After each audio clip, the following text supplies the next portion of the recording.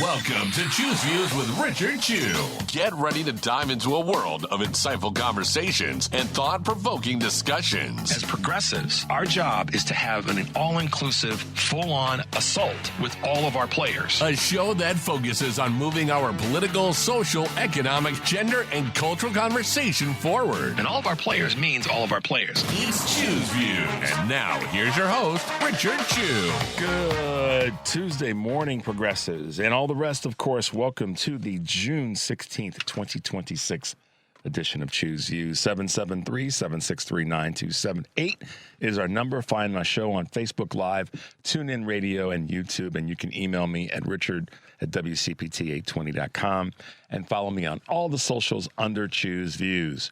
Catch all of our shows by subscribing to our WCPT podcast on Apple Podcasts, Spotify, Amazon, and iHeartRadio. There you can get Choose Views featured interviews, Joan Esposito, live, local, and progressive, Driving It Home with the great Patty Vasquez, It's the Democracy Stupid with Edwin Eisendrath, Out Chicago, and our other shows and interviews. And of course, make sure you are checking out our shows in the evenings, The Politics Bar, Matt McNeil Show, and The Gailey Show. And make your way over to heartlandsignal.com for all of the things that are Heartland Signal stuff. The great posts, the great articles. You will appreciate those that we are, that our digital newsroom has been able to put together. Things like Rep for Congress, Pennsylvania State Representative and Democratic congressional candidate gives a reality check on Philadelphia's Democratic Party. You need to check it out. It was an interview that we did last week. Also on the Gailey Show, Steve Simon, a Democrat from Minnesota, pushes back on the DOJ lawsuit demanding full access to the state's voters' rolls. And I've got something to say about that. Keep doing that, states. That they're going to keep trying to pull those documents, make it difficult to provide allocated funding to the states. All the things, they're going to do all these things. The federal government, Trump and his band of idiots are going to do everything they can to get in the way. But make your way over to heartlandsignal.com to check out our articles and posts that we have there. So I got to start right off by saying thanks to Devin, thanks to Mike, and most definitely thanks to Michelle Peltier for hanging out yesterday and filling in for me while I was in Detroit at the Fair Tax Forum. So I want to give a shout out to the folks there and the Fair States Project and the folks from the area, but also people from all over the country that showed up. There were about 400 people that attended. It was a really great event, and I had an opportunity to moderate one of the speaker forums to talk about the states and what we all want to see happening in our states when it comes to our state legislators and legislatures. Great speakers that were there, and I had a chance to moderate one of the sessions specifically on states dealing with the ugly bill, the big ugly bill. What do I want to say about that? I'll be talking with another person later this week in that space, Daniel Squadron. I've mentioned that name a couple times in the last week or so, and his latest book that's come out. I will talk with him about that. But really, one of the focus points of the book is on the states taking back power and re-energizing their power, and that was one of the topics of the forum yesterday. So kudos to the people that organized that event.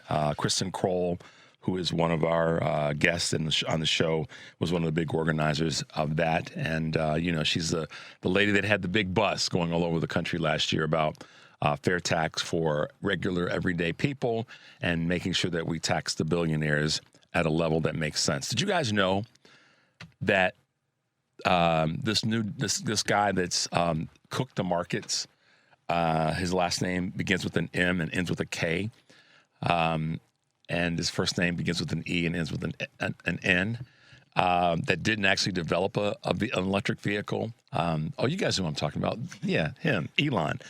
Did you know that that a big part of his newly ascended wealth to a trillionaire is really about how the FEC and the FCC and the FTC have impacted how trading can take place.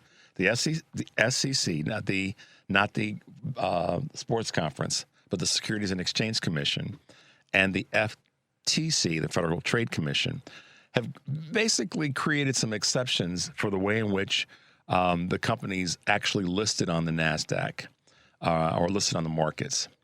It gets into the weeds, but at the end of the day, it's not because he's done anything that's helped society. And I could say that, developing an electric car has helped his bottom line, but has it really helped society?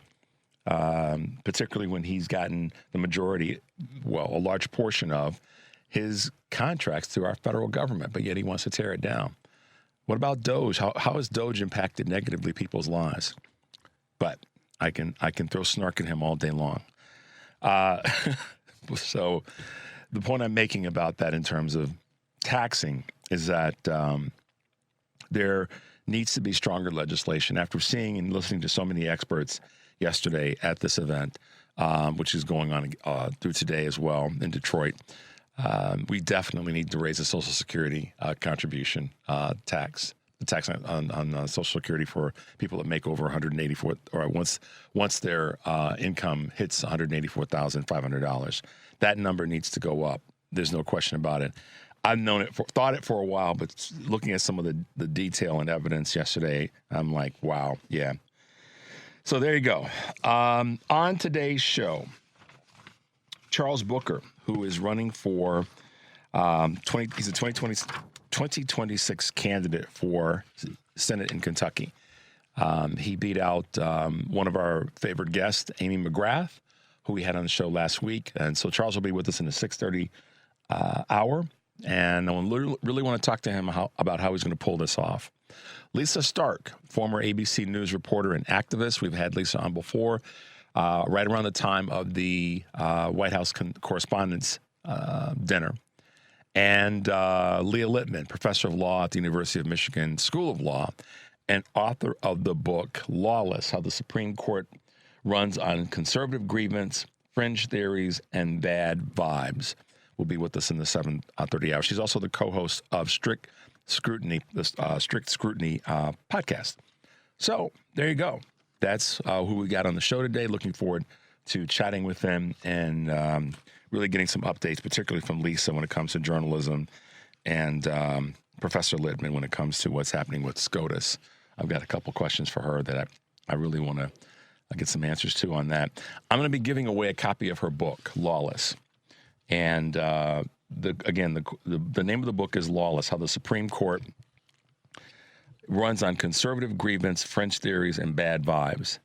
And the question for giving away the book, and this is for the first person in the 6:30 hour that calls and answers this question, you'll get a free copy of her book, Lawless.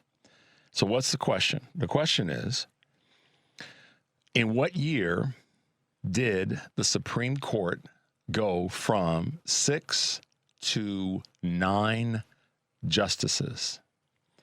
And Devin and Mike will have the answer to that question for you.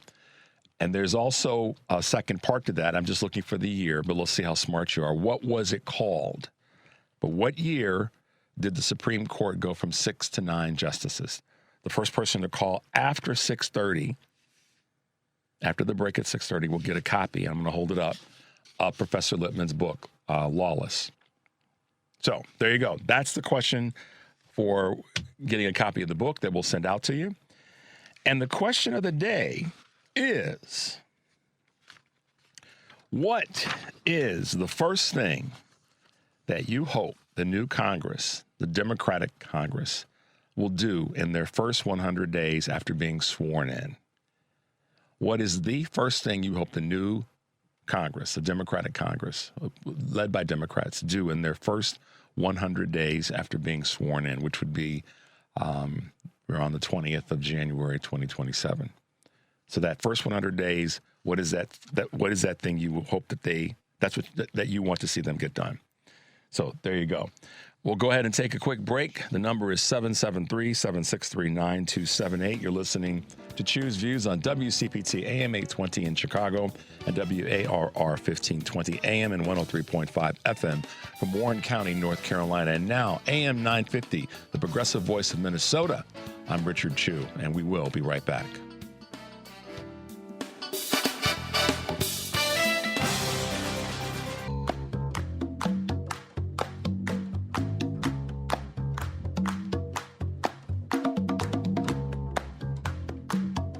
Mike's on, truth's out. This is Choose Views with Richard Chu. Hey guys, welcome back to the show. If you're just tuning in, this is Choose Views, and I'm Richard Chu. Good to be back with you guys. And like I said, it was so great and wonderful that Michelle was able to sit in yesterday and fill in. She's great, and I heard the laughs and the conversations, and thanks to our guests for hanging out with Michelle as well yesterday. Okay. So let's head in with a couple of quick Choose Views news items. On this June 16th, 2026, KFC is betting on boneless chicken, boba, in a bold menu revamp.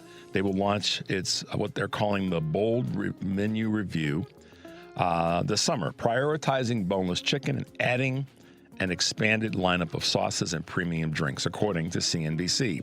The chicken chain is hoping to attract customers from newcomers like Raising Cane's and reverse slumping sales with their busy additions that include boba refreshers and chimichurri ranch sauce.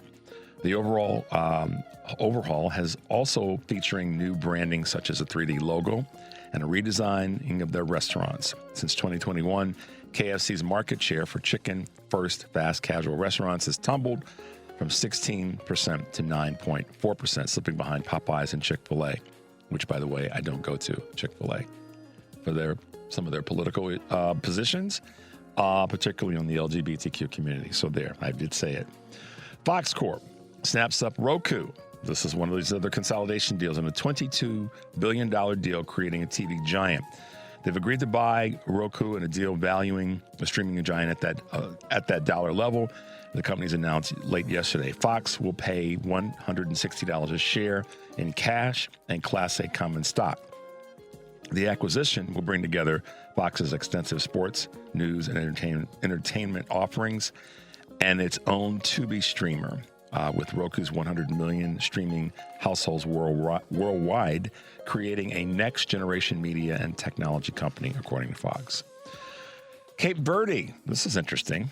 Talking about soccer, stuns Spain with a 0-0 World Cup draw. The first round of the 2026 World Cup has already produced its first Cinderella story, with the pre-tournament favorite and reigning European champion Spain falling to a 0-0 draw yesterday with Cape Verde, playing in its first ever World Cup match. The island nation of around 500,000 held off Spain thanks to the heroics of 40-year-old goalkeeper Vozinha and defender Roberto Lopez, a one-time Dublin bank worker initially recruited to the national team via a message on LinkedIn. How about that for a life-changing event? And last but not least, public schools are facing layoff warnings amid budget woes throughout the country.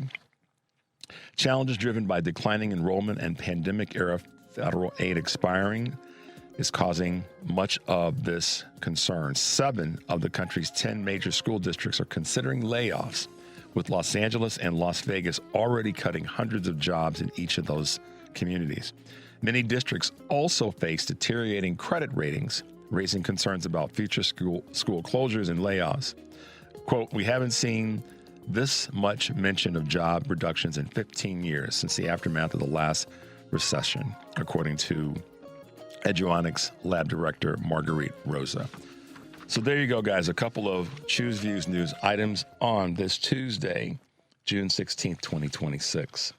You know what? The official date of summer is coming up this weekend, this coming Sunday. And next weekend is the Pride Parade here in Chicago. So there's a lot going on.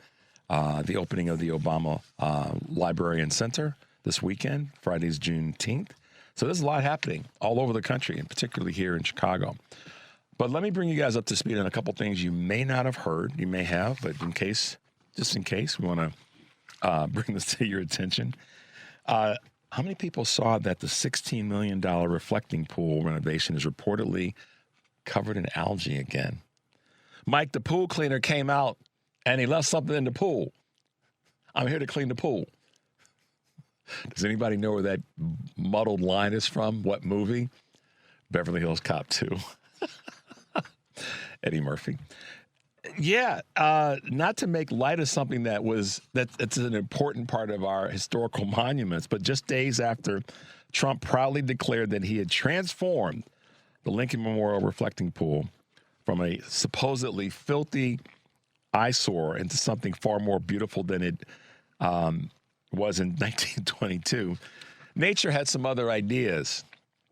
And, so I guess that means that they probably should have put it out to bid to someone that really knew how to deal with this. And also taken into account that it's an outdoor pool in a climate that's going to have these kinds of things happen. D.C. gets very humid. So, I mean, it's going to happen, dumbass. Say it. There, behind. Donald, it's going to happen. Just, don't pretend any longer, which I know this is me being facetious, that you know what the hell you're doing, because you don't. And you don't listen to anybody.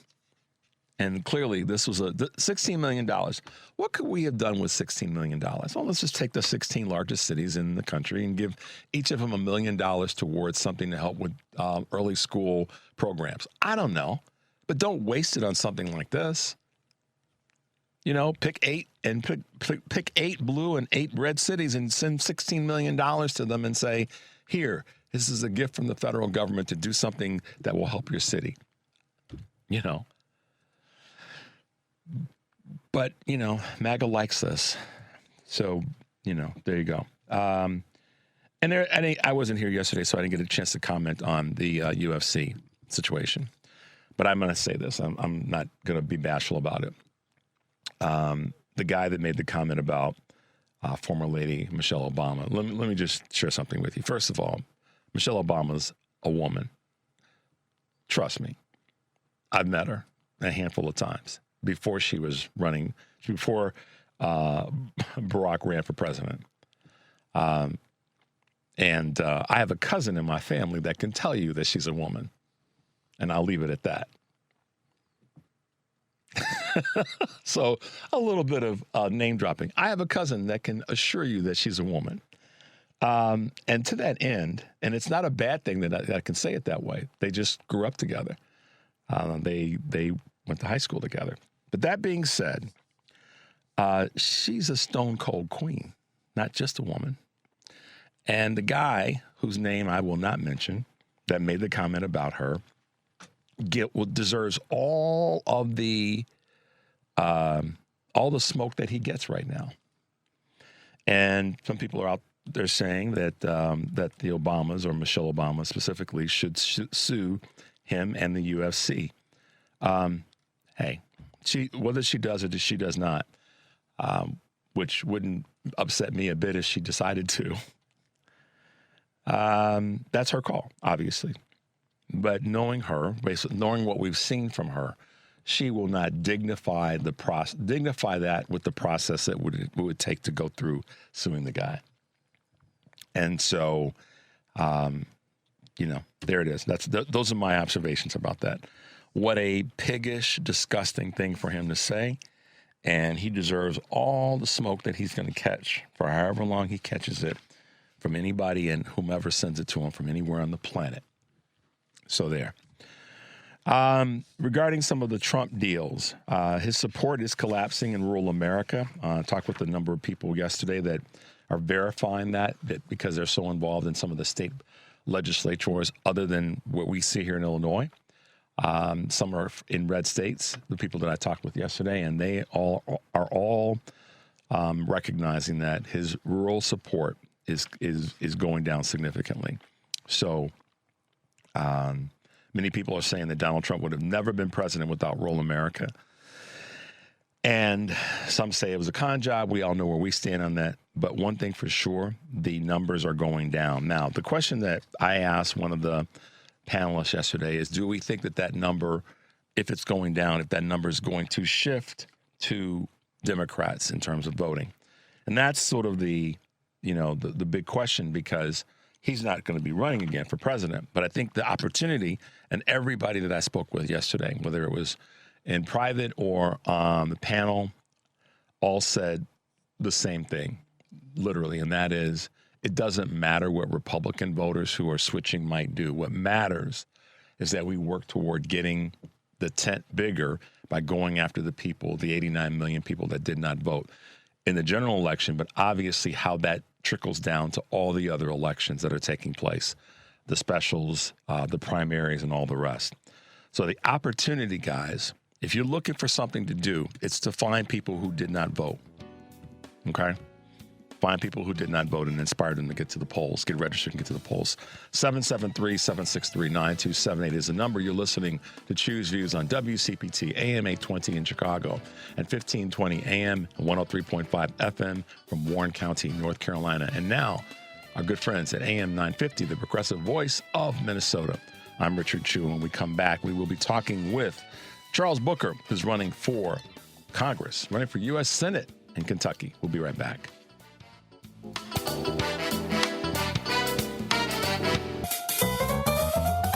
It's Choose Views, where we read more than just the headline.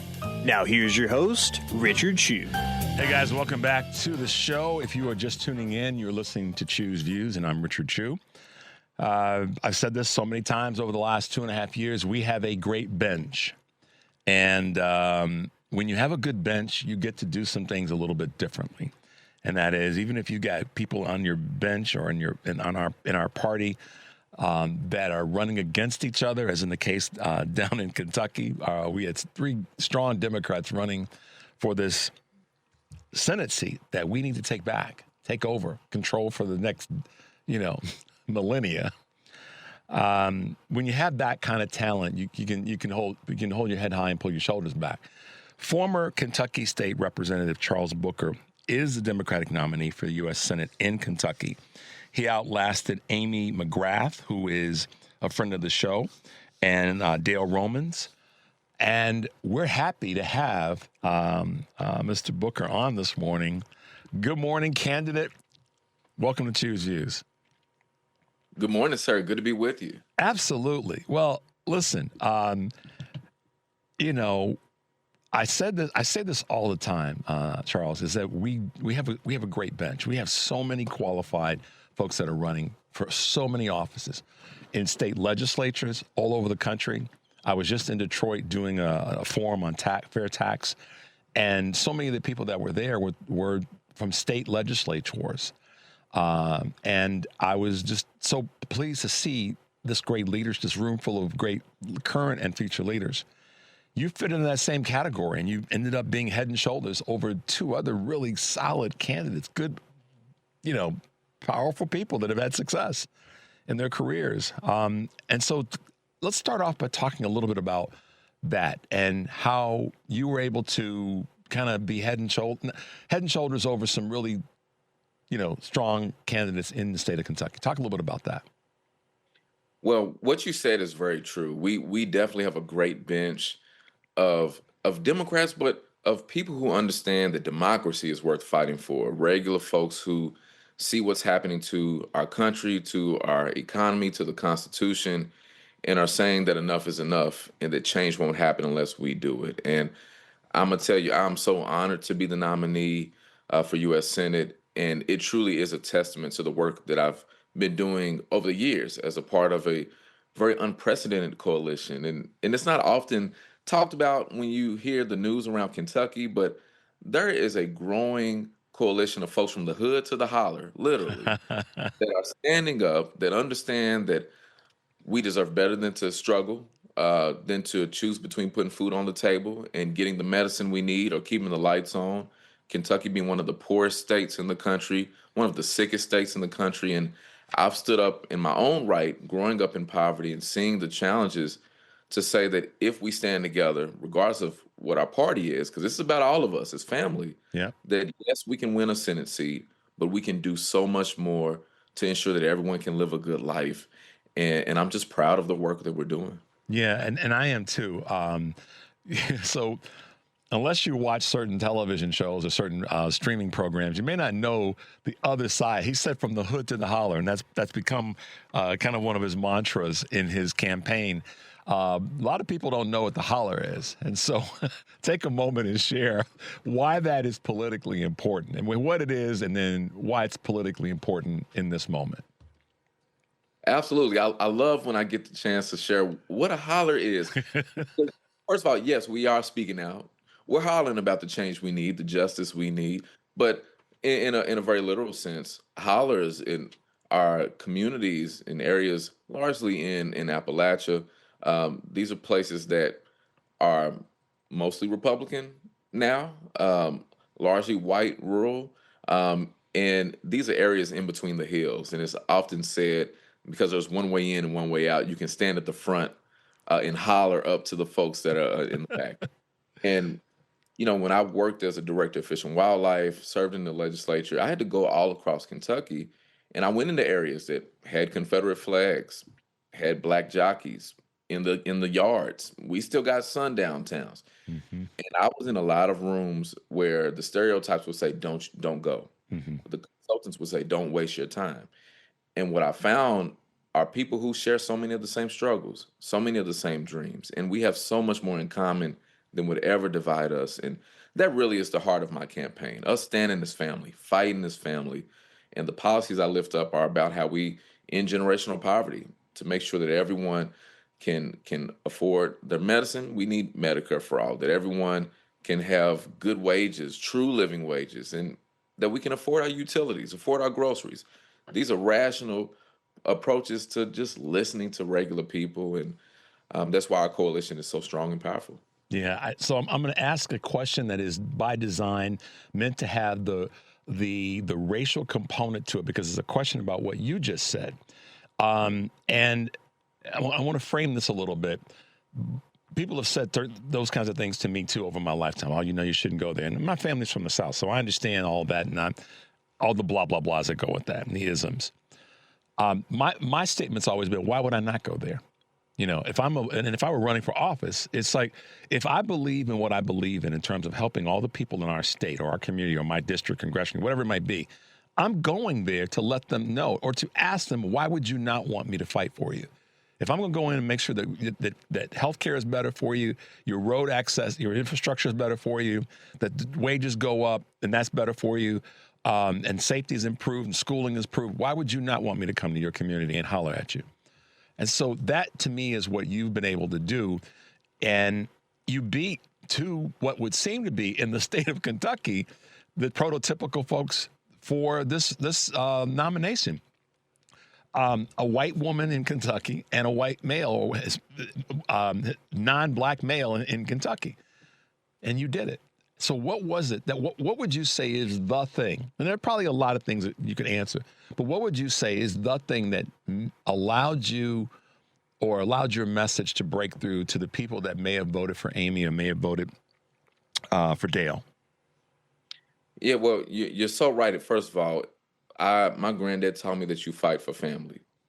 And that's how I see this. I genuinely do. Because whether you're Democrat, Republican, or independent, we're all getting screwed and we're in this thing together. And, the thing that really humbles me and it inspires me is that we won the primary by double digits over the entire field, but we were outspent. Mm-hmm. Amy McGrath outraced us nearly 4-1. And the win that we were able to lift up, all of us across Kentucky, as a resounding statement was really due to something that is simple yet so powerful. It's at the heart of organizing. It's at the heart of community. It's building relationships and building trust. And this was very intuitive for me because growing up in the hood, we feel invisible. Nobody sees us. Nobody cares about us. Now, we largely vote Democrat, but in a lot of cases, we don't see politicians until it's election time. And even when they're around, we've had the same struggles year after year. Now, a lot of Republicans feel the exact same way. Mm-hmm. And so for me, I understood that I needed to go to the communities just like mine that feel ignored, which is the majority of Kentuckians, because we've had Mitch McConnell in office literally my entire life. He was elected when I was 2 weeks old. So a lot of us have really been just weighed by feeling ignored. And so over years, I've shown up over and over again, um, helping when the storms would come. I was there to help rebuild and to clean up. Not because I needed cameras around, but just because that's what family does. I'm standing on the tracks with coal miners, trying to protect their rights and their livelihood as companies are filing bankruptcy and leaving them high and dry. And so just doing the work over the years, I built trust. And then they heard me be a trusted messenger because my platform and the things I'm fighting for, I've been yelling about this for years that the government can work for regular people.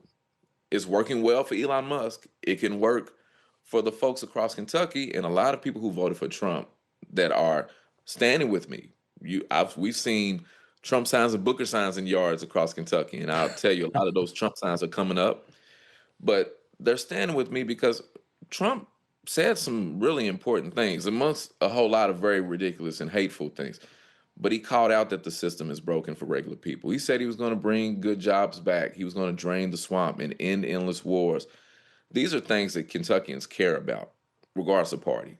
Now he was BSing, but we still need those things. Right. And I've been a very consistent voice and shown that if we can bring people together and lift up our voices together, we can win. One of the things that's inspiring about your campaign is, and I can't get away, and neither should I, from the fact that here's a black man in Kentucky. People also have to understand Kentucky's history. Kentucky's history is a lot of black folks that have grown. We go back a number of generations, further back than some of the immigrant population, European immigrant population that's in Kentucky. A lot of people don't realize that.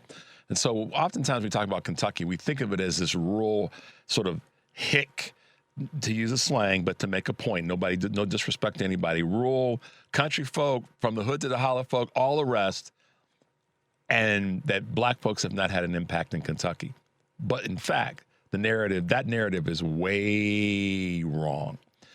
And so that's, I think the unique thing is to see a black man in Kentucky in 2026 being able to pull folks from different factions together and say, listen, y'all, we can do this because as Kentuckians, we are family. And so it's a sense of pride for me to see you being able to be the nominee of the party there, because it does say a lot about the state, but it says a lot, I think, more about you as someone that's true to your word about what's going on there and what you're going to try to do about it. So I'm giving you your kudos there. We're going to take a break, Charles. When we come back, I want to talk about why Kentucky, in your mind, is winnable. And then let's talk a little bit about some of the other things that are going on in the country that you think are going to be ways for you to gather more people in that conversation. You're listening to Choose Views on WCPT, AM 820 in Chicago, and WARR 1520 AM and 103.5 FM from Warren County, North Carolina. And our good friends at AM 950, the progressive voice of Minnesota. I'm Richard Chu. We're talking with Democratic candidate nominee in Kentucky for U.S. Senate, Charles Booker. We'll be right back.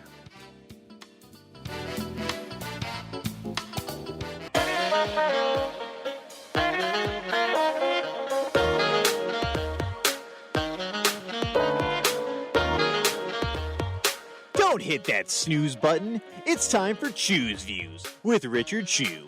Hey guys, welcome back to the show, and thanks for being with us this morning. I'm Richard Chu, and you're listening, of course, to Choose Views if you're just tuning in. We're talking with former Kentucky State Representative Charles Booker, who is a Democratic nominee for U.S. Senate in the great state of Kentucky. So, Charles, let's talk a little bit about this race and competition.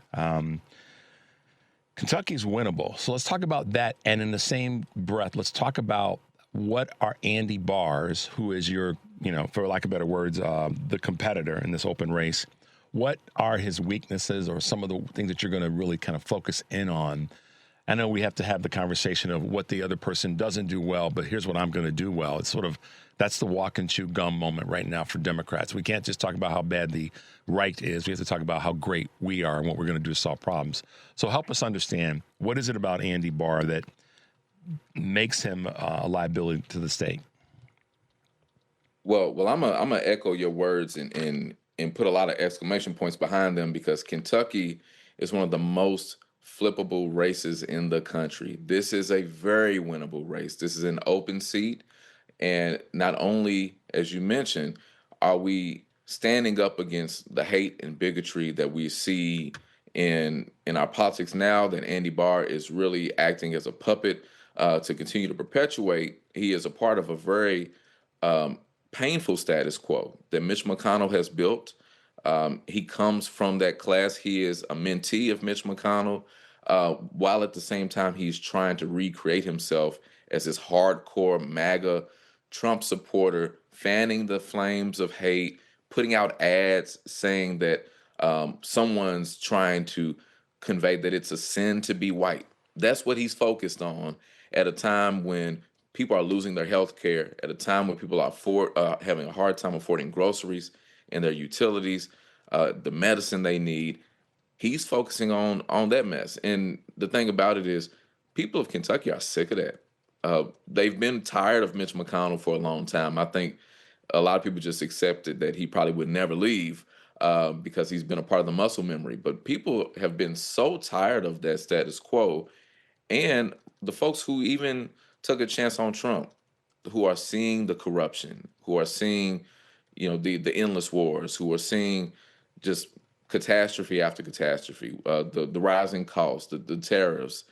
You can go on and on down the line. They're seeing someone in Andy Barr who is essentially saying, whatever Trump wants to do to destroy our country, he's going to help him with a smile on his face. And they're hurting. So there's been no King's demonstrations across the country, but across Kentucky. And these are not just Democrats that are coming out in the streets. These are lifelong Republicans and independents that are coming out in the streets saying that enough is enough. And they've looked to me as essentially a megaphone or a light to shine for them, to let everyone know that we're tired of that BS. And so the powerful part about this is that not only are we showing what we are against, but we are standing about what we're for. And my vision to fight for working people, my commitment to the work of ending generational poverty and lifting up the types of policies that put money in the pockets of regular people, is what Kentuckians have been demanding. It's what people all over the country are demanding. And that's why you're seeing such a strong bench perform and win races in unexpected places around the country. It's so cool to hear that conversation. I mean, our ideas are better, our way of doing is better. And I think that what we all have to remember when it comes to state elected officials that are representing an entire state, which is what a U.S. senator does, you do have to take in all the people and all of their opinions and then share with them our ideas and how our ideas have historically fixed more things than Republicans have. Republicans have been the party, I hear this, they're the party of conservative ideas. Well, conservative ideas means taking away from people. It has consistently meant that. It has meant nothing other than to take away from folks on a state legislative basis and on a federal level. That's all it's ever really meant. Let's find ways to conserve and take away and then give it to somebody else that is that fits our narrative. Democrats, imperfect as we are, that's not our narrative. And so we have to be of the voice. And when I say walking chew gum, Charles, it's here's why they're bad, here's why we're good, and here's what we're going to do to make things better. It's really that simple. We do have to walk and chew gum in the same beat. So thank you for kind of drilling down on that point. Right now, the I think one of the biggest concerns that states like Kentucky have is loss of jobs because of industries that have left. And there's parts of Ohio that are struggling with the same thing. But Republicans aren't doing anything to make that better. And consistently, when Republican administrations have been in place on a federal level or on a state level, that's what continues to happen. Wash, rinse, and repeat. Republicans are elected. All the things that they promise, they don't happen, other than the culture wars. And things go away. And then when we finally get to a point where a Democrat does get elected, we spend the majority of our time cleaning up the mess that Republicans made. So that's going to be one of your big tasks. I know you know this already, is to clean up the mess that Mitch McConnell has left. And Andy Barr is not going to clean up the mess. He's just going to repeat the same old garbage.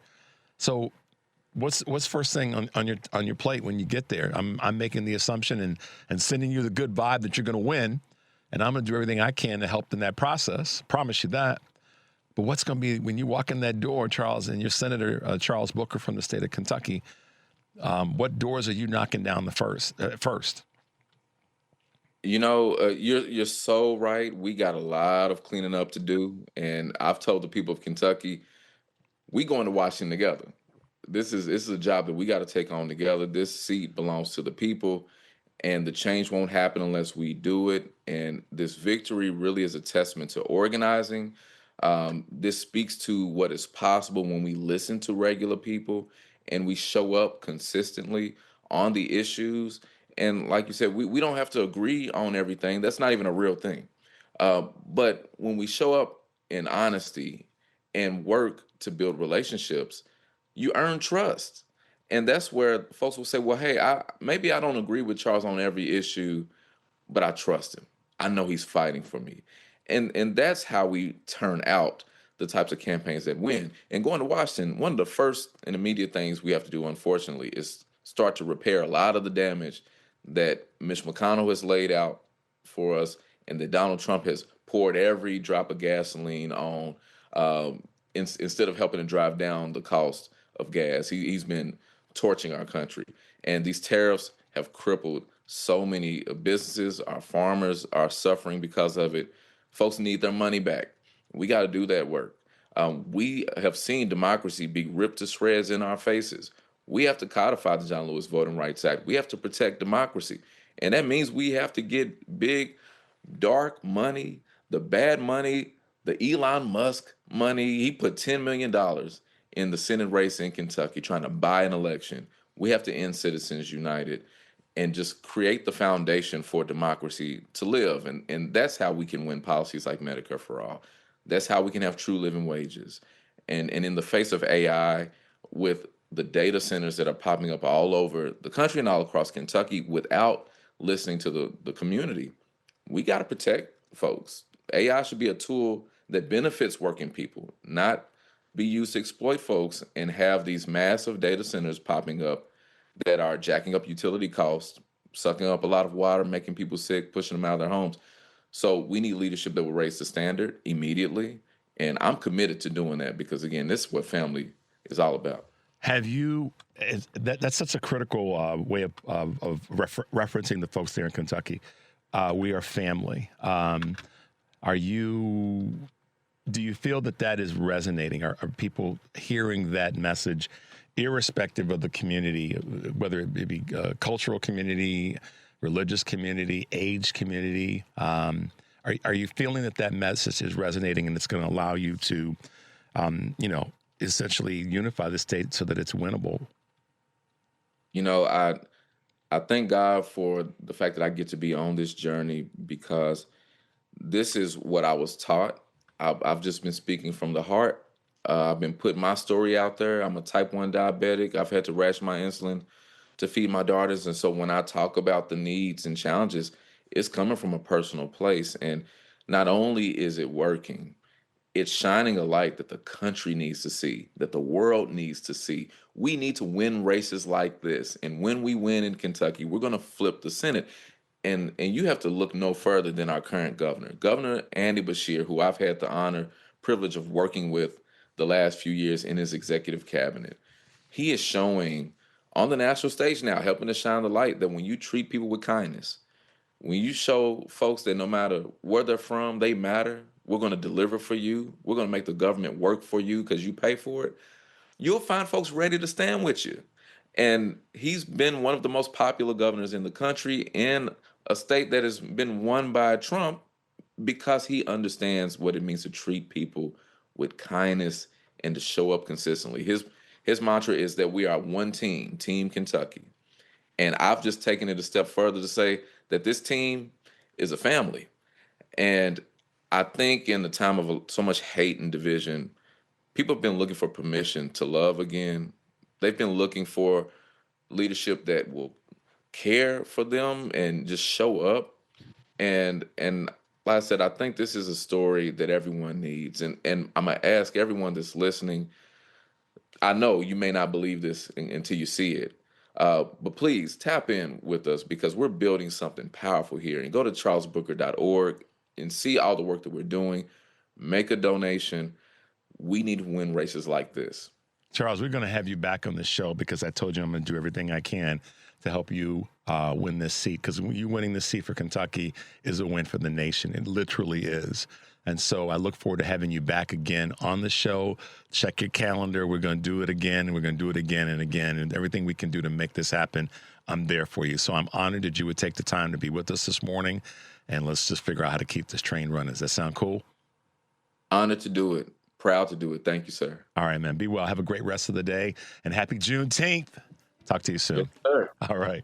773-763-9278 is the number. You're listening to Choose Views on WCPT AM 820 in Chicago, and our good friends at 1520 AM and 103.5 FM from Warren County, North Carolina, and AM 950, the progressive voice of Minnesota.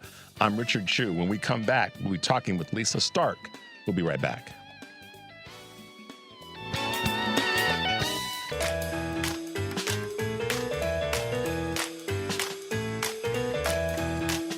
You're listening to Choose Views with Richard Chu. Hey guys, welcome back to the show. Today on Live, local and progressive, Joan Esposito will be talking to Majid Padlin, who is also known as Brooklyn Dad Defiant, and William Campbell, host of Here's How, Ireland's political, social, and current affairs podcast. That's Live, local, and progressive, weekdays 2 to 5 here on WCPT, heartlandsignal.com, and tune in. And tonight on Driving It Home, Patty Vasquez will be joined by Star De Los Santos, Associate Director of Coalitions for Women Employed, Ellie Krug, transgender activist and attorney, and host of the Illegal Trans Woman on KTNF. Hannah Herkus, founder and CEO of Boss Lady Logistics, and Nathan Taylor of the Election Truth Alliance. That's Driving It Home with Patty Vasquez, weekdays 5 to 7 here on WCPT, Heartland Signal website, tune in, Facebook, and YouTube. And tomorrow on Choose Views, my guests will include Kurt Mullett from Hoosier Blue 63, Kelda Roys, Wisconsin State Senator and Democratic candidate for Wisconsin, and John Parker, who's the host of The Gailey Show, weeknights 10 Central here on WCPT. And remember, Friday, it's our America at 250 conversations, and we'll have with us, of course, our great guest. We'll be talking about Juneteenth, so looking forward to that. But right now, when you fight and you get, kicked in the teeth, you bounce back up and you keep fighting. And that's kind of how I would look at our next guest, who's been with us before. Lisa Stark, who is always going to be a journalist, former ABC News correspondent. I said this to her before. She's always going to be, the only former thing is a former ABC News correspondent, but she's always going to be a fighter and a great journalist that we've all come to appreciate. Lisa is back with us this morning. Good morning and welcome back to Choose Views. How you holding up? Good. Thank you. That was a fabulous introduction. I think we could end the show right now and I'd be really happy. But our listeners, you would be thrilled, as you should be. But our listeners would be like, wait a minute. I sat and waited to hear Lisa talk. Okay, here we are. Yeah, we're good. We're good. Oh, man. I'm glad you're well. I know you've been traveling a lot and just covering a lot of things and transitioning the work in your career, but still holding true to your roots as a correspondent and a journalist. Talk a little bit about, Lisa, what's been going on of late. Well, as you say, I'm still a journalist in a way, right? I'm not working for ABC anymore, but I've been very active in the last year trying to shout out about freedom of the press and what is going on with this administration. And, our last major effort revolved around the White House Correspondents Association dinner, which unfortunately had a very horrible end when that gunman tried to make his way into the room. Right. They are going to reschedule this supposedly for July. It's going to be a smaller event, but President Trump will still be there. And our concern the first time around, and it remains our concern, quite frankly, is that this is a major journalism organization, obviously the White House Correspondents Association, and they're hosting a president and an administration who has done everything in their power to try to thwart freedom of the press and to stop journalists from doing their job. So we had, when I say I'm talking about Ian Cameron, who was my former co-worker at ABC, and 500 journalists, former journalists who signed this petition from all of the networks and newspapers and everywhere else, asked them to kind of hold President Trump's feet to the fire while he was there at the dinner and call him out. So now we have to figure out, okay, what are we going to do in advance of this next dinner? And that is a discussion that is underway right now. You can be assured that we will take some action to, again, point out the contradiction of this association hosting the president, which they've traditionally done at this dinner, but hosting the president and administration officials who have tried to shut down the free press. You know, Lisa, I talked about this. I've talked about this before, and I talked about it a little bit yesterday. I was honored to be able to moderate one of the sessions at the Fair Tax Summit in Detroit. And one of the things that I talked about was how we've got to, and folks have heard me say this on my show, decorum and how we used to do things. We kind of have to recognize it for what it's been and what it's provided for us. But there are times when we have to go, you know, be damn decorum.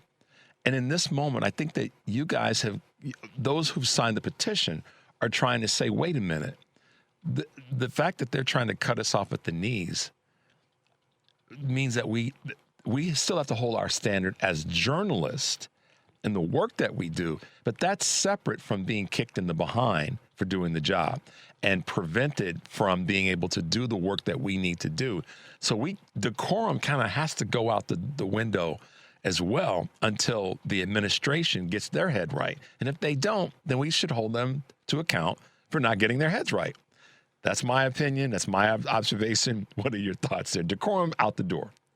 Well, first, let me say that the association has made some strong statements about, the importance of freedom of the press. And that's why they want to continue to hold the dinner again, because they don't want to be silenced. Okay. But we've also seen, and I don't know if you remember that horrible night, there was a news conference at the White House. President Trump was very conciliatory that night towards the press and said, he said some nice things. Well, that lasted 24 hours, right? Until he started calling out journalists and claiming they were crooked and there was fake news. So I do think that tradition is tradition, but as you say, traditions have been thrown out the window with this administration. And so I know the White House Correspondents Association was in a really tough spot. I mean, it's traditional for them to extend an invitation. Right. The president, Trump, has declined every single previous invitation. He's coming now. He's already indicated that he doesn't know if he's going to be nice or not nice to the press, if his remarks will, be conciliatory, if he'll take him to the mat like they did at the White House with this fight over the weekend. So, we'll have to wait and see. But I'm really hoping that the Correspondents Association takes the occasion to really push back, at least verbally, against what's been going on. Yeah, I mean, I get it. And I have all the respect for you guys that are the true journalists. I'm blessed to be able and honored to do my radio show. And I think that when I observe the work that you guys do, I'm just in awe of how much you put up with in the interest of getting to the truth and getting to the story that really matters. So, I think that part of that for me is just I want you guys to be respected for the work that you do. And when I don't see that happening, I think, okay, then they have the right to call out not only the non-truths from this administration, but the lack of respect that this administration is showing or not showing, depending on how you phrase that, to so many great journalists throughout the country. And, that leads me to a topic that I want to talk about. We're going to take a tiny break, Lisa, but when we come back, I want to talk about consolidation because of what just happened this weekend, or what's happening now with regard to Paramount and all the rest that's going on. You know what it is. When we come back, let's talk a little bit about that. We also just saw that that Fox bought Roku. And so this is yet another consolidation of not just media, but communication. So let's take a break. Let's talk about that on the backside. The number is 773-763-9278. You're listening to Choose Views on WCPT AM 820 in Chicago and WARR 1520 AM and 103.5 FM from Warren County, North Carolina, and our good friends at AM 950, the progressive voice of Minnesota. I'm Richard Chu, talking with Lisa Stark, and we'll be right back.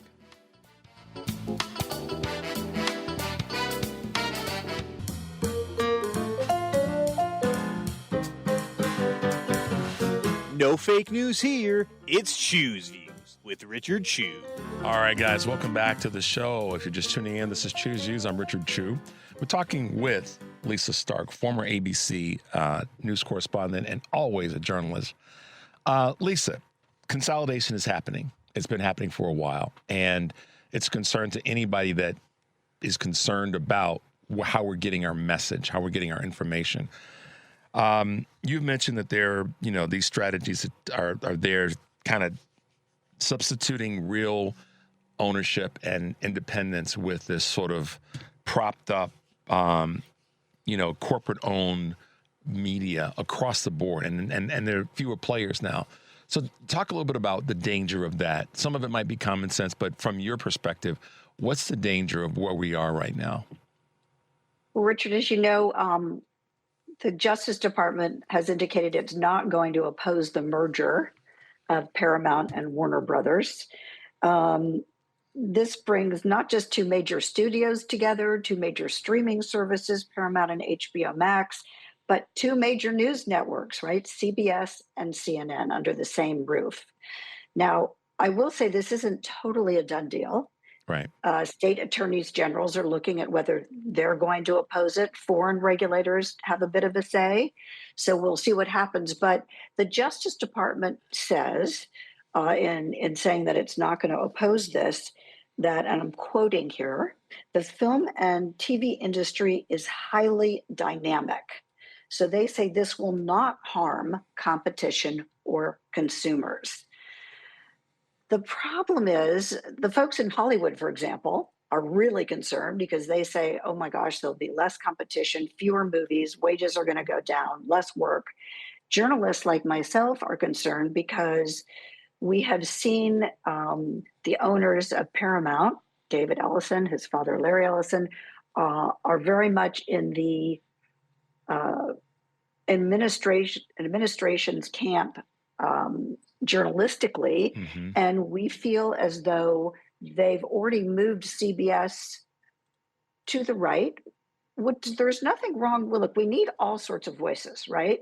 But the problem is, what is journalism and what is putting your thumb on the scale, as Scott Pelley from 60 Minutes put it. The concern is, what are they going to do with CNN now?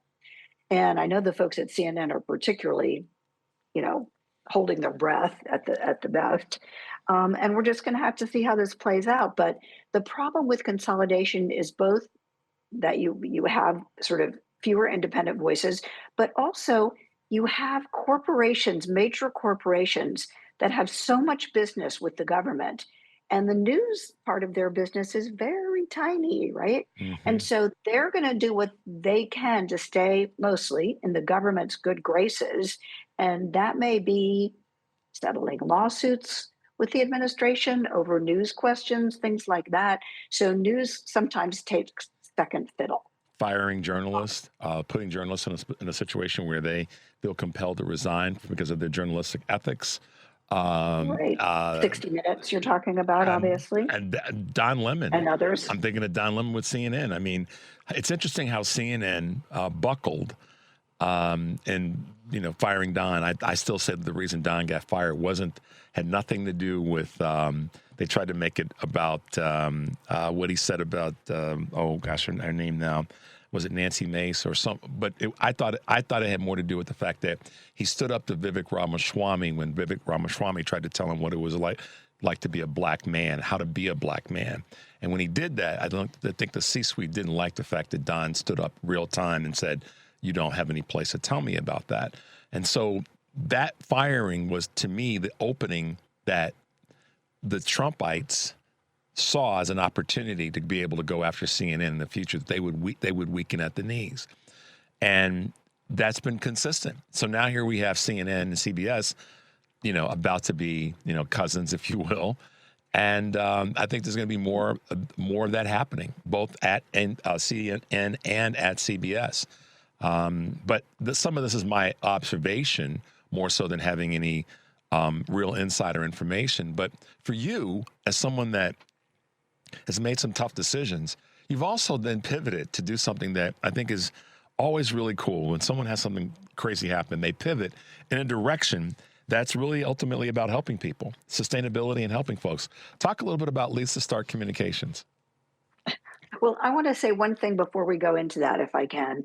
I do want to heap a little bit of praise on Disney and ABC, and I say that kind of with a half smile on my face because I began this effort with my colleague, former colleague, by excoriating Disney and ABC during the Jimmy Kimmel affair, when they pulled him off the air. Well, though we were thrilled to see under a lot of subscriber and public pressure that they put him back on the air within a week, but we still wanted them to stand up for their journalists, and we feel that they hadn't been doing that. So I will say Disney has now pushing back very vigorously against an effort by the Federal Communications Commission to take on their show, The View. The FCC has a number of other actions against Disney too. And, that is a corporation really sticking its toe in the water in a big way, because we've seen corporations, law firms, universities cow down, right, to the administration. Bow down to the administration, I should say. And so I'm really thrilled to see this pushback by Disney against the weaponization of the Federal Communications Commission. So kudos to them. I want to give a shout out. I want to give a shout out to my former company. You got to give go for it, because they're not getting it on the regular. So we got to give them their praise and such when they do those things, because in this cauldron that you guys are in, we know that it's not necessarily easy to do that because there's a huge risk on the other side. So thank you for reminding us of that. So let's talk about Lisa Stark Communications. Well, when I left journalism, I didn't know what I was going to do next. I did work in communications for American University here for a while. Great university. I'll give it a shout out too. And then I decided, okay, let's just try my own thing. And I was fortunate enough to have people start approaching me. And I've had the pleasure of helping people hone their message for the media. I've had the pleasure of moderating fascinating panels and emceeing great events. And it's been a fun ride. But I have to say, most of my time these days is spent doing this freedom of the press work because that is all consuming. There's so much to do, but it's people don't know how to navigate the media. And I think it's really helpful if you want to get your message across. I don't care if you're a nonprofit, an individual, a corporation, when you have your chance to go in front of the media, the key is you really want to get your message across and use that opportunity. And that's what I hope I've been able to bring to some groups and some individuals. That's great stuff, Lisa. I was and with the folks that I was hanging out with yesterday in Detroit, a couple of the noted speakers talked about, as the country goes forward, one of the things that's important for Democrats who are running for office, whether they're running for the first time or they're running to hold office, is that storytelling is so integral to connecting with people right now. And you talk about that as well, that crafting a story that connects the storyteller to the voter, if you will, is something that we really, really have to work on and really get good at, because it shows that people have taken time to think about who their audience is and how much you care about the audience. You speak a little bit to that if you can. Well, it's interesting you should say that. Our primary, I'm in Maryland, is next week. My mailbox, I have to tell you, is stuffed to the gills with, political flyers, which I do look at, try to figure out what I want to do, who I want to vote for. And I have found some of the messages to be incredibly tone deaf. And I'm not a political advisor. I don't pretend to be. I never will be. But I do think sometimes people lose sight of what the voters are interested in. And they have some consultant telling them, this is what you need to say, and this is what you need to do. And I think sometimes they just have to trust what people are telling them and trust their instincts, because I have found some of these just. I was talking to a friend of mine who is more politically active locally, and the flyers I'm talking about, he totally agreed with me. And he said to the person, "Why are your flyers like this?" "Oh, that's what the consultants told me I need to do." So, you need to communicate with the people. And I think, look, I'm going to say something that I have no background in saying, but just as a voter, as a citizen, I think the Democrats, or any politician needs to talk not just about what they're not going to do, but what they are going to do and what is going to be helpful to me. And especially local politicians, right? Because they're the people that affect everything that has to do in my local environment. So it's the flavor of the day. That's my political 2 cents from someone who has no right to say anything. No, you have all the right in the world to say it, because it's the flavor of the day. And I will tell you that 95% of the people that spoke yesterday says their version of that. We got to get out of here, Lisa, but I can't wait to have you back on to talk more about this last little bit about communication and messaging, because that's one of the things that Democrats got faulted on, is that we did not message well. And whether that's right or wrong, the fact that it's being said is something that we should address. So next time, let's talk a little bit about that a little bit more. But it's great to have you on again. Thanks for your hard work and your commitment to the business and commitment, I say, to the country, because you want to make sure that people are as informed as they possibly can be. So check out Lisa Stark Communications. Check out Lisa Stark. She's still a journalist, even though she's a former ABC correspondent. Thanks for hanging out with us, Lisa. Richard, always a delight. Have a great day. You too. Talk to you soon. Bye-bye. Bye-bye. All right, guys, quick break. 773-763-9278 is the number. You're listening to Choose Views on WCPT, AM 820 in Chicago, and WARR 1520 AM and 103.5 FM from Warren County, North Carolina, and also AM 950, the progressive voice of Minnesota. I'm Richard Chu. When we come back, we'll be talking with Professor Leah Littman about her book and about all sorts of stuff she's working on. We'll be right back.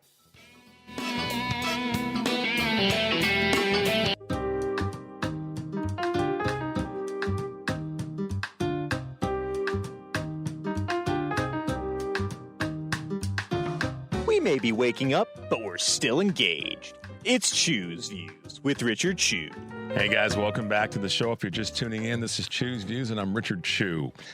So we're giving away a book, as I said earlier in the show, and that book is entitled Lawless: How the Supreme Court Runs on Conservative Grievance, Fringe Theories, and Bad Vibes. It's written by Professor Leah Littman, and the question for winning this book is, what year did we go from 6 to 9 justices on the Supreme Court?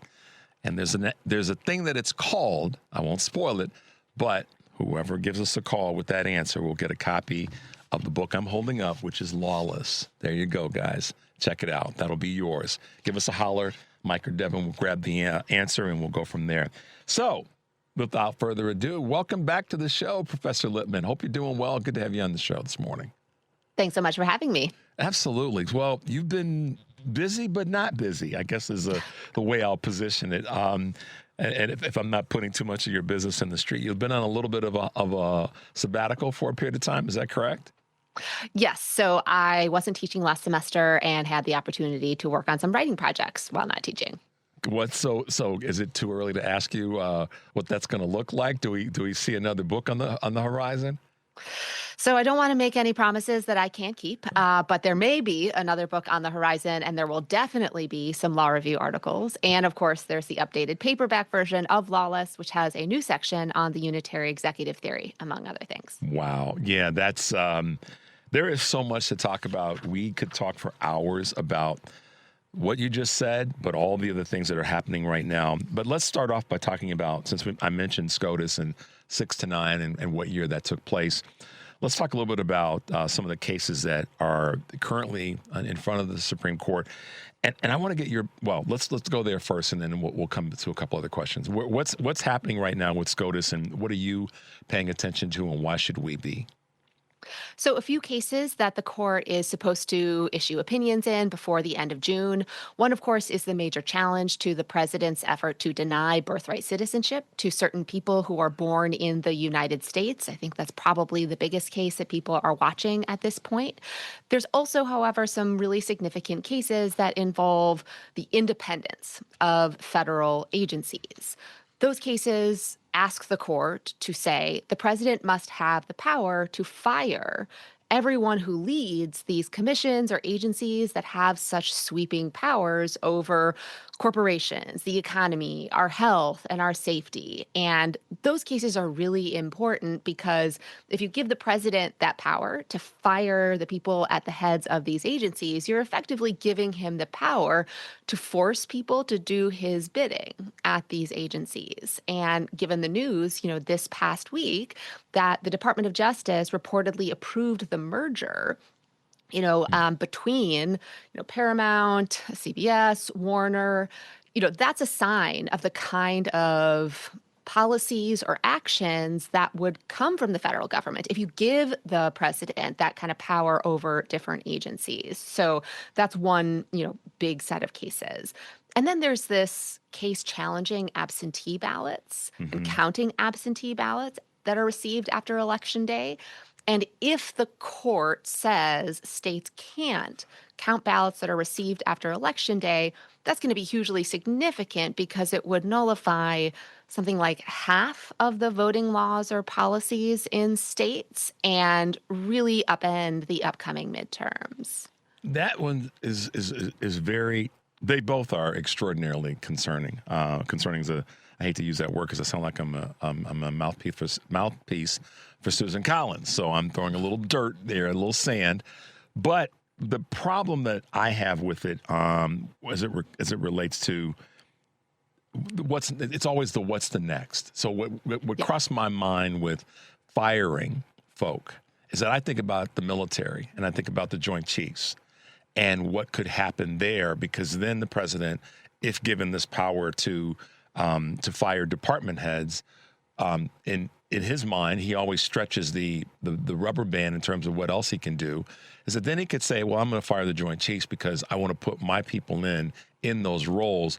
And hell, we're at war with whoever else, because the Joint Chiefs are kind of, in some ways, still a little bit of the firewall of us going further militarily into Iran. So that's one category, and you can speak to that in a second. But when it comes to the things like this debacle with Paramount and Disney and Warner Brothers and CNN and CBS, I was just talking with Lisa Stark, a former ABC correspondent, and she spoke to the fact that the danger of that is we have limited then information sources, and no matter how good one might try to do, it limits where we're getting our information from, which then makes it a very singular message, and that's dangerous to the country, if not the world.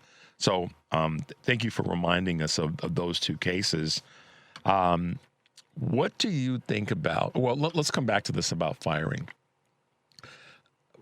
Do you have any feeling or insight as to how the Supreme Court's going to land on this? I'm not putting you on the spot. I just want to, pick your brain on this one. I'll make a prediction. I think they are going to effectively end agency independence and insist that the president must be able to fire the heads of every single agency except the Federal Reserve Board, in part because giving the president the power to fire governors of the Federal Reserve would be a recipe for a recession, economic catastrophe, etc.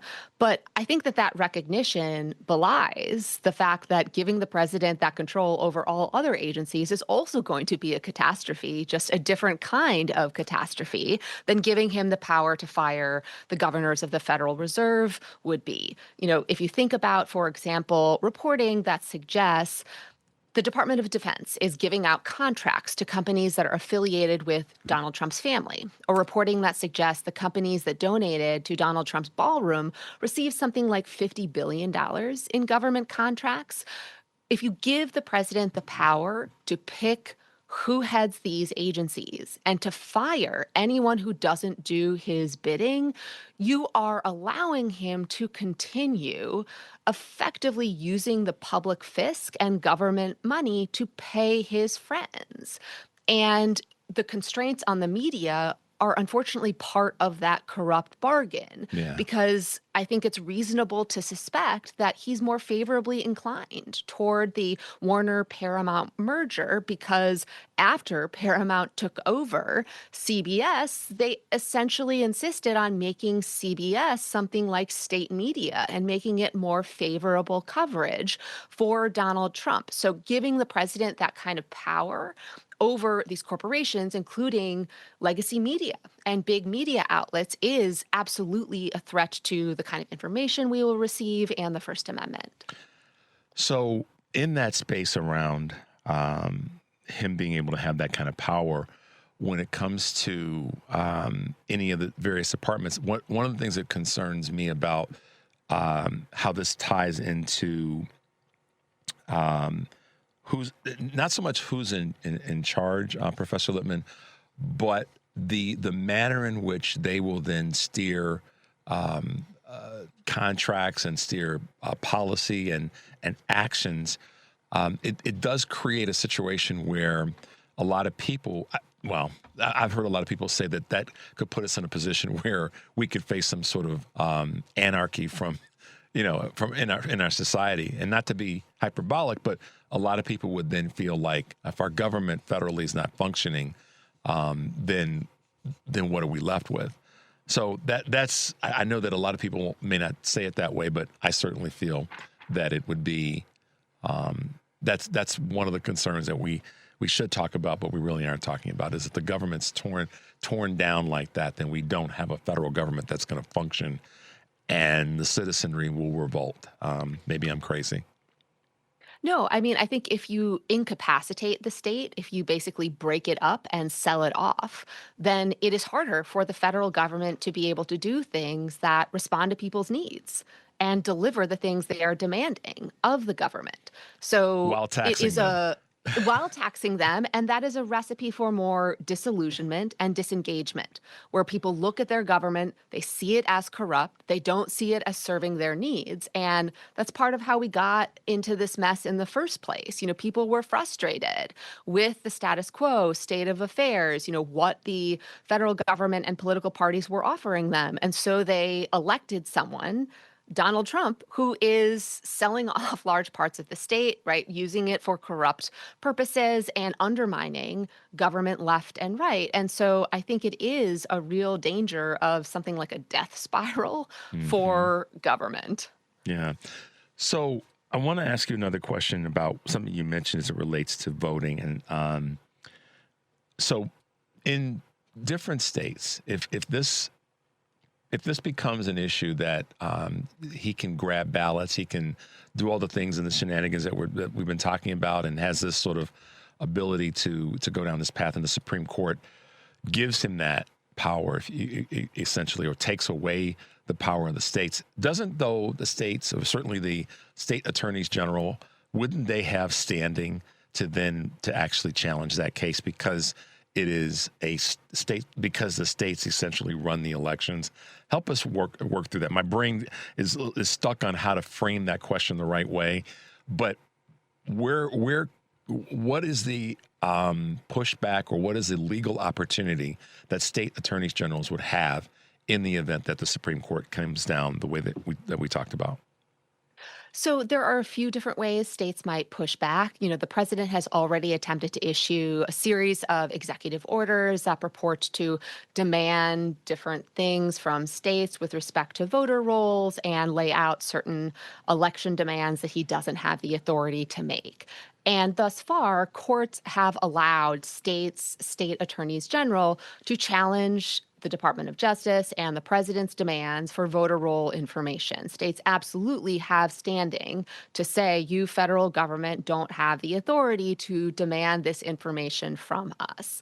Now, some of the challenges to other executive orders or other parts of the executive order, courts have said those aren't what we call ripe. That is, we don't yet know what the president might do when he announces this plan to make rules regarding the election. But we have received some stories, reports that the president might be finalizing or issuing more specific demands or policies, like, for example, telling the Postal Service that they can't actually deliver absentee ballots, after Election Day.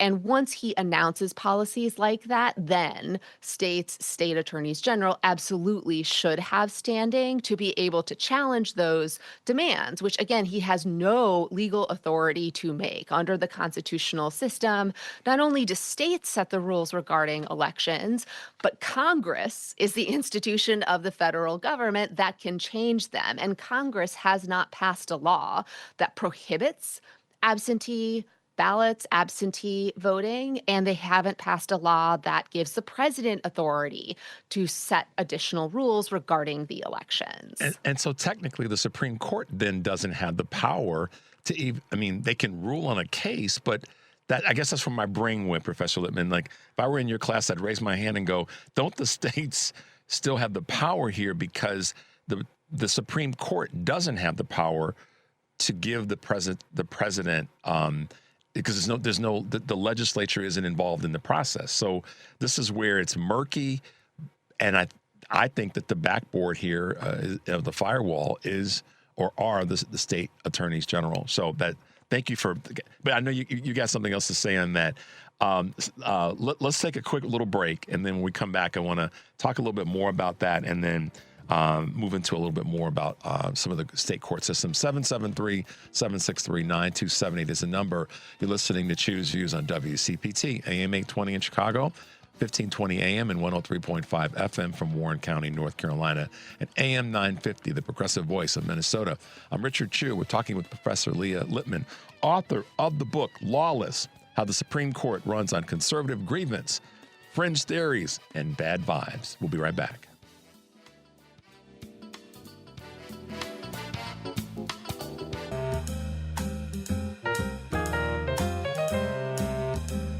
You're listening to Choose Views with Richard Chu. Take it away, Richard. Hey guys, welcome back to the show. I'm Richard Chu, and we're talking with Professor Leah Lippman, author of Lawless. What a great book. How the Supreme Court Runs on Conservative Grievance, Fringe Theories, and Bad Vibes. And congratulations to Paul in Washington. He is our book winner, so we'll get a copy out to you, Paul. And listen, y'all, go buy the book. It's coming out in paperback, so don't make the excuse it's too expensive in hardcover. Go get the doggone book. It is a great read, and it'll make you laugh. You won't throw anything at the wall, but it'll definitely make you laugh and feel kind of inspired with the writing. Professor Lippman, thanks so much for being with us this morning. Glad you're back in the mix and probably getting ready soon for a fall term. How is that looking? Are you getting the oars back in the water, so to speak? Definitely getting ready, although it's going to be a mad sprint until the end of June, given that the Supreme Court has 20 more cases that they are supposed to be releasing in the next 2 weeks. It's definitely going to be a wild ride. And then after that, yes, we'll be gearing up for the academic year. Got it. One of the phrases that I've heard over the years is on kind of a marketplace of ideas. And one of the things that comes to mind when I think about the First Amendment, when I think about where we are with these mergers, is how is the court's sort of interpretation of speech and corporate not messaging, but corporate speech or corporations are people and that whole conversation. How's that warped our view of where we are in this space? So I think in some ways, the most pointed examples are from the area of campaign finance regulation, but you can kind of generalize what the court has done to that area to others. So the court has struck down a bunch of campaign finance regulations that had sought to limit the influence of the super rich and their ability to basically buy themselves influence over and access to the federal government. Citizens United, of course, infamously struck down the law that had prohibited corporations from spending their own money advocating for or against particular candidates or issues. And then in a subsequent case, the court struck down what are called the aggregate limits on campaign finance contributions. Those were the restrictions that said you could give only up to a total amount of money to all candidates and all committees. And the combination of those decisions and others has made it so one super rich individual can donate an unlimited amount of money to a political action committee that can itself spend an unlimited amount of money making its own ads. And the result of that was in the 2024 presidential election, the richest person in the world, Elon Musk, pumping almost $300 million into the cause of electing Donald Trump. And we saw the sort of influence and access that gave him to government. After Donald Trump was elected, several federal agencies closed down investigations into companies that Elon Musk had stakes in. Right. Musk was also awarded a ton of very valuable federal government contracts that made him even richer. So that sort of influence and access, the Supreme Court just says, ain't no thing, doesn't bother me, that's not corrupt, doesn't give rise to the appearance of corruption. And you can see something similar happening in our media environment, where a few mega-rich individuals are basically cannibalizing the media landscape, and that gives them influence over, access to, and the power to control the information that we receive. And it's fascinating because we know that the Supreme Court is not the six. I have to be clear. The six justices that are ruling this way, I've tried to stop myself or catch myself, Professor Lippman, from saying the Supreme Court, but the six justices that are ruling this way, they're not stupid. They went through the same rigors that you went through to become an attorney, so they know how the law is to be written and to be applied, not interpreted to the narrative. But again, that's something that you and I are going to come back to the next time we have you on. We know the next few weeks are going to be crazy busy. I want to talk real quickly about this, the DOJ investigation into Gavin Newsom and his wife. I mean, this is just, I have a thought about this, but talk about what you've heard, share that with us, and then I want to come back and apply something that I'm thinking is part of what's going to be happening in future weeks. Go ahead. Sorry. It's absolutely terrifying. This is suggestive of another politically vindictive investigation and prosecution of someone whom the president perceives as a political rival. He has weaponized the Department of Justice to go after people who challenged him, people who dissented, people who, again, are political rivals. And he is doing so in a very alarming way, which is he's targeting their family members, individuals who themselves are not running for office. And we don't exactly know what the investigation or allegations might be, but it seems to relate to the conduct of the nonprofit organizations or organizations that Jennifer Newsom, Governor Gavin Newsom's wife, leads. And the idea that the Trump administration is remotely concerned at all about how someone uses money given to their organization is, of course, laughable, given that the president just attempted to take $2 billion in taxpayer money and give it to himself to distribute to him and his friends with the insurrectionist slush fund. I could go on giving other examples, but it's clear he is just targeting someone he views as a political rival and going after their family. And to that end, I mean, I thought about this when I first heard it. I said, okay, we know this is a playbook we've seen before from Trump. And this is where I think it's headed. I believe, and I'm going to say it here and you give me your thoughts. I think that one of the next targets is going to be Governor Wes Moore about the bridge. He's going to try to find some way to say that there's some fraud there. About J.B. Pritzker and what indirectly he may have tried to do to help in the E. Jean Carroll case through Reid Hoffman's foundation. Gretchen Whitmer, in terms of what's going on in the state of Michigan with the, some of the dollars that have been contributed to her campaign over the years, and Josh Shapiro, because the state doesn't have a budget. Pennsylvania's fighting to get a budget in place, but that's because the Republicans are blocking it. In each of these cases, these are 4 people that would be viable candidates, more than viable candidates for the 2028 presidential run. I think that that's where we're headed. I really do. Your take on that as we wrap up today? I think that that's eminently plausible. I mean, we know that the president is not above asking people, coercing them into trying to manufacture dirt on his political opponents. That was the basis of one of the impeachments, where he attempted to pressure Ukrainian President Vladimir Zelensky to manufacture dirt on Biden and Biden's family members. So I think it's very reasonable to be concerned about all of this.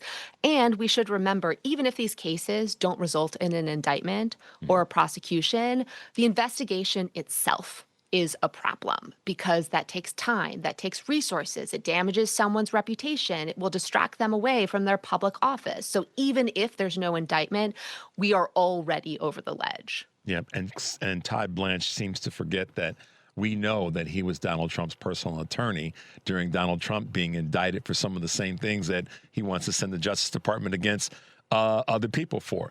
So, let's remind them that we're not stupid and that we're plugged into this. Professor Littman, it's always great to have you on the show. I know you had some time away, which was well-deserved, and I will be hopefully one of the first people that gets to know about if there is a new book, and if it is, we will do our dead-level best to talk about it here on our show. But I appreciate you taking some time to be with us, and we wish you all the success these next few weeks, because I know that your buckets are full right now. So thanks for being with us this morning. Thanks for having me. We'll talk with you soon. Professor Leah Littman, author of the bestseller Lawless: How the Supreme Court Runs on Conservative Grievance, Fringe Theories, and Bad Vibes. Thanks for being with us this morning. Talk to you soon, and happy Juneteenth. All right, guys, we wrap up today with knowing that we were able to give away one of Professor Littman's books, but we were also able to have the great Lisa Stark with us, and Charles Booker, who's running for Senate in the great state of Kentucky. Thanks to all 3 of our guests. We appreciate them being with us, and we also appreciate you guys for hanging out with us this morning. Tomorrow's show, Kurt Mullett, Hoosier Blue 63, will be one of our guests, and I'm looking forward to spending some time with him. And, of course, Kelda Royce, who's a Wisconsin state senator and Democratic candidate in Wisconsin. John Parker, who is the host of The Gailey Show, will be with us as well. So there you go. That's what's happening. Thanks for tuning in to Choose Views. What can I say other than stay tuned for the Stephanie Miller Show and take a deep breath. Make your life count. We'll see you tomorrow.